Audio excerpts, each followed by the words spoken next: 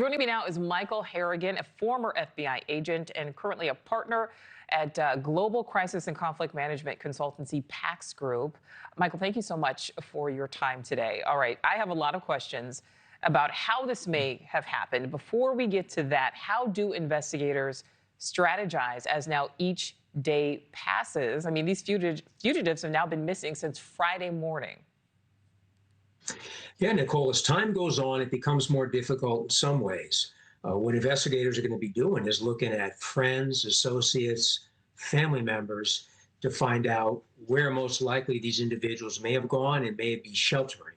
It's very unlikely that they're out on the streets walking around aimlessly. They're somewhere laying low. So they're going to follow those leads. They're going to be looking through the intelligence files at the jail, at the police department to look at their known associates, family members, etc., to try to figure out where they went. Now, it becomes more difficult as time goes on, clearly, as the scope and of the search gets wider and wider. There's the potential these individuals could go across state lines into other states. So more time passes, the further away they could get. But I think the authorities will get them in hand at some point here. It's just a matter of when. Right. And we know, I mean, these guys certainly have nothing to lose because obviously once they are captured, they'll be punished accordingly. The state police superintendent basically says he believes that all of these men could be captured soon. Do you think it's likely, Michael, that they've left the area? It's hard to say. It really comes down to the individuals.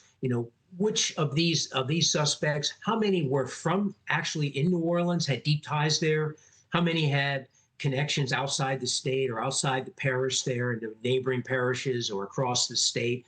So it's really an individual thing. It all comes down to each individual inmate, because it appears the escape was coordinated. They all work together, but it doesn't necessarily mean that they're moving together. Right. They likely split up in their own different directions. So that brings more complexity to it. But I'm pretty sure that over the next few days, you're going to see more of these individuals get back in custody. Do you think they are being helped, or at least some of them are likely being helped? These kind of jailbreaks, very frequently, there's going to be help from the outside. And that help normally comes in the form of standing by in the area outside the jail with a vehicle to pick them up and potentially usher them out of the immediate vicinity of the jail. That's very common. So if these 10 individuals work together, which appears they did, and they came out at a specific time, there's a good chance that they had the opportunity to arrange transportation and other assistance from outside the jail. All right, Michael, we are going to get to the part that I cannot wait to talk about here. Let's talk about how this could have happened as we take a look at the video, that surveillance video there of the men fleeing. We have video of them trying a cell door there. And then we also have video of this hole that they escaped through, this hole behind a toilet. We know that they taunted authorities, leaving various messages, including "too easy, LOL." The sheriff says 3 people within the department have been placed on leave without pay. Over the weekend, we know the governor is blaming New Orleans' progressive, as he calls it, justice system. How do you think something like this happens, and how critical is it to determine exactly how this happened, every single step?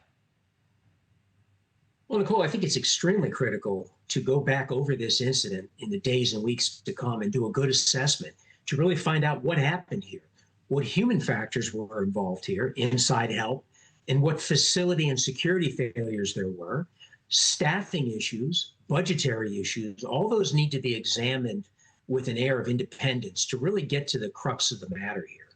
But to have 10 individuals break out, to be on video, you can see them pulling on the door there inside the jail, not be identified at that point, to get through the wall and then get outside the jail through that loading dock, clearly on video, and for 8 hours to go by before they were identified as missing points to a significant failure there. Now, the sheriff has stepped right up and said, yeah, she believes that there was inside assistance, which is very common in these kind of escapes, that somebody inside has been compromised and either looks the other way or weakens somehow the security stature or footprint of the facility by leaving doors unlocked, leaving facilities compromised. That can happen, and happens frequently. So there's a lot here. Thank you for watching. Subscribe below and download our NewsNation app right now on your phone, and you will get fact-based, unbiased news for all Americans.